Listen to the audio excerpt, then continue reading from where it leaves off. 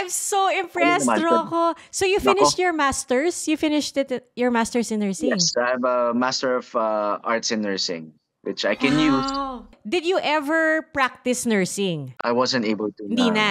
Hindi Hindi na na. kasi Okay. nung mag-a-apply na ako doon sa school for my pre-med, Mhm. doon na naging yung announcement for For the Starstruck. top 40 na Starstruck. So it Ah, was okay. a sit-down discussion with my parents na gagawin ko ba? And then yung parents ko nagsabi na gawin mo na kasi malalaman mo kung para sa'yo yan. Kung Mhm. gagawin mo. Kung hindi, tapos mag-regret ka. You'll live your whole life thinking, what if? What Oo if ginawa? nga. I remember one of the stories was that you were practicing in a way by doing Yeah. swabs, di ba? Yes. Tama, tama. Mhm. Oo.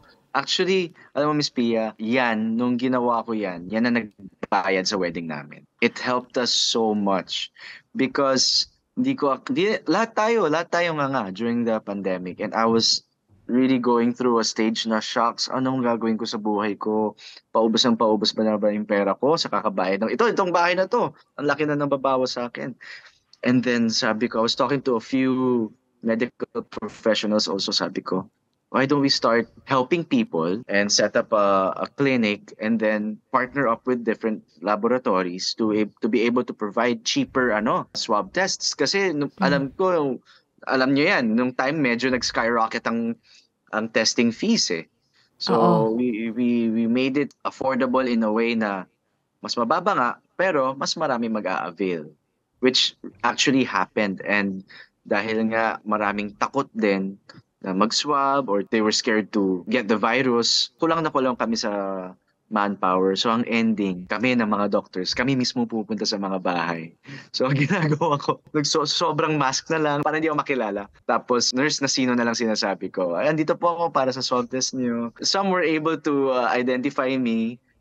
Some weren't, which I enjoyed din kasi kumbaga I felt normal din. Wow, that's so impressive, no? Parang not a lot of... Siyempre, pag artista ka, sanay ka na, parang nakikilala ka. Tapos yung iba, parang, artista ako, ayokong gumawa ng ibang trabaho, 'di ba? Pero ikaw, Oh, ganun.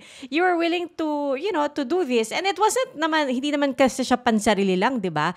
Hindi lang Mm. para may kikitain ka. Pero like you mentioned, bilang tulong na rin kasi nga ang mahal ng swabbing nung time na yon. Nagsimula siya sa pagbenta lang ng kits, and then not a lot of people knew how to really test themselves.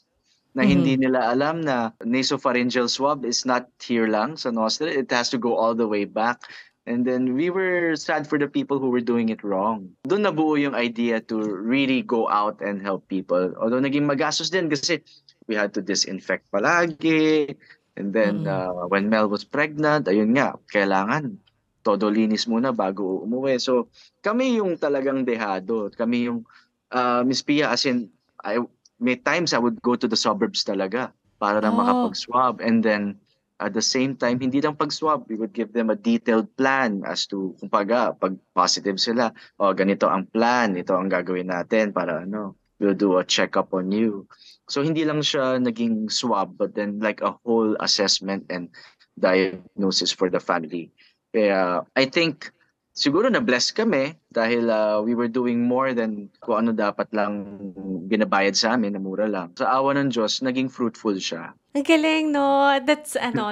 Parang so impressive na you're willing to go to, all sorts of lengths to provide and, to make sure Mhm. na parang yung may plan B, plan C ka pa rin. Tama. And going back to your question kung nakapag-practice ako ng nursing, mukhang yun na ata yung Oo nga. practice sa nursing.